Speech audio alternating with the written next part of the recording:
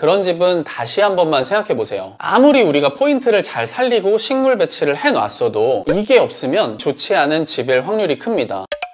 안녕하세요. 오늘도 활짝 꽃 읽어주는 남자입니다. 마당 있는 집에 사시면서 식물 키우시는 분들도 많이 계시지만 저희처럼 아파트나 빌라에 살면서 식물 키우시는 분들도 많이 계시죠. 아무래도 1인 가구가 늘어나다 보니까 외롭지 않게 반려식물 키우시는 분들도 많은 것 같습니다. 이렇게 우리가 실내에 있는 시간이 길어지면서 우리 집 인테리어에도 더 많은 관심을 갖고 계시죠. 그래서 오늘은 플랜테리어, 특히 홈스테이징에 대해서 도움되는 말씀을 드리려고 합니다. 며칠 전에 보니까 저희가 사는 아파트에도 이사 오시는 분들이 많더라고요. 이제 슬슬 날씨가 따뜻해지면서 이사하시는 분들도 점점 늘어나는 것 같습니다. 특히 이사 계획이 있으시거나 집을 팔려고 하시는 분들은 이번 영상이 많은 도움이 될 것 같아요. 인테리어가 집값도 결정한다고 하죠. 그만큼 홈스테이징이 중요합니다. 집도 예뻐지고 돈도 벌 수 있는데 오늘 영상 꼭 끝까지 봐야 되겠죠?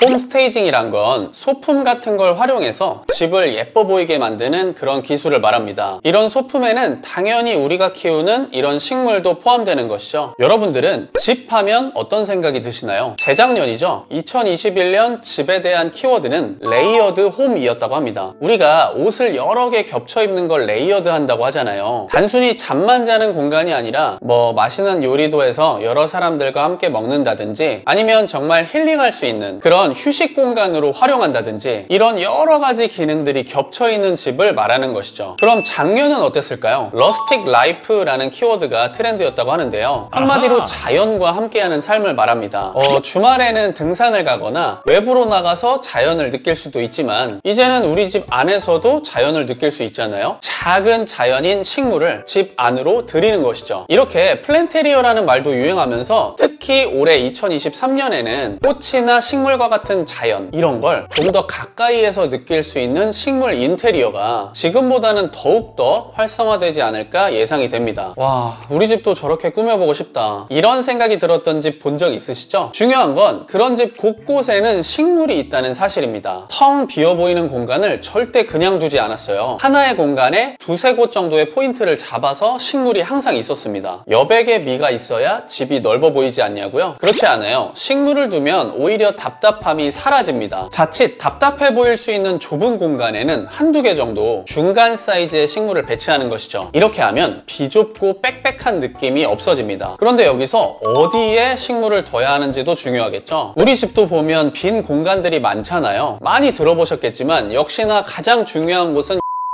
우리가 무엇을 보든지 첫인상이 3초면 정해지기 때문입니다. 근데 여러분 혹시 저의 첫인상은 어땠나요? 갑자기 궁금하네요. 남들이 바라보는 우리 집에 대한 첫인상도 결국엔 현관에서 결정됩니다. 문을 열고 들어오면 자연스럽게 시선이 가는 곳에 식물이나 또는 꽃이 들어있는 화병이 있다면 그 사람으로 하여금 편안한 인상을 주게 되는 것이죠. 이처럼 화분을 현관에 두게 되면 그 집의 이미지가 멋진 사진처럼 머릿속에 남습니다. 저도 경험해봤지만 좋은 기억으로만 남더라고요. 도저히 화분을 둘 수가 없다. 그럴 때는 식물이나 꽃과 같이 자연이 담겨있는 액자를 걸어두는 것도 방법입니다. 밋밋한 곳을 자연스럽게 입체적으로 바꿔줌으로써 좋은 이미지를 남길 수 있거든요. 저희는 신혼여행을 하와이로 갔었습니다. 비행시간이 길어서 너무 힘들었지만 도착하는 순간 그런 모든 고생을 바로 보상받았어요. 그 이유는 바로 자연이었습니다. 저희가 묵었던 숙소도 자연 그 자체였는데 돌아다니는 길도 그랬고 어딜 가든지 자연을 느낄 수 있었어요. 실내 인테리어에서 조명도 물론 중요하지만 플랜테리어가 굉장히 중요하다는 그런 이유가 되기도 합니다. 앞에서 두 가지를 말씀드렸죠. 빈 공간에서의 포인트와 식물 배치 장소에 대해 말씀을 드렸는데요. 제가 과거에 어떤 장소를 방문하고 깜짝 놀랐던 일이 있었습니다. 어쩌면 오늘 영상의 핵심 포인트인데요. 모든 게 완벽하더라도 이게 없으면 절대 좋은 플랜테리어가 아닙니다. 아무리 우리가 포인트를 잘 살리고 식물 배치를 해놨어도 바로 죽은 식물들이 많다면 결과적으로는 제로가 되는 것이죠. 이사 가려고 여러 집을 보고 다니는데 어떤 집을 갔더니 식물이 다 썩어 있고 잎은 온통 변색되어 있고 앙상하다? 그럼 그런 집은 다시 한 번만 생각해 생각해보세요. 환경이 좋지 않은 집일 확률이 큽니다. 제가 직접 갔던 장소에서 놀랐던 이유가 뭐냐면 그곳에는 시든 식물이 하나도 없었어요. 보통 이렇게 아무리 관리를 잘해줘도 잎이 변색되거나 상한 식물들이 한두 개 정도는 꼭 있기 마련이거든요. 그런데 그 장소에는 그런 식물들이 전혀 없었습니다. 얼마나 식물에 관심을 갖고 관리를 했는지, 그리고 그 장소가 얼마나 좋은 환경인지 바로 알겠더라고요. 그래서 너무 놀랐습니다. 이건 정말 유용한 꿀팁인데요. 여러분들 집 보러 다니실 때 그 집에 식물이 있다면 꼭 한번 살펴보세요. 그 식물의 상태만으로도 어느 정도 그 집의 햇빛이나 습도, 이런 환경 조건들이 괜찮은 집인지 아닌지 알 수 있으니까요.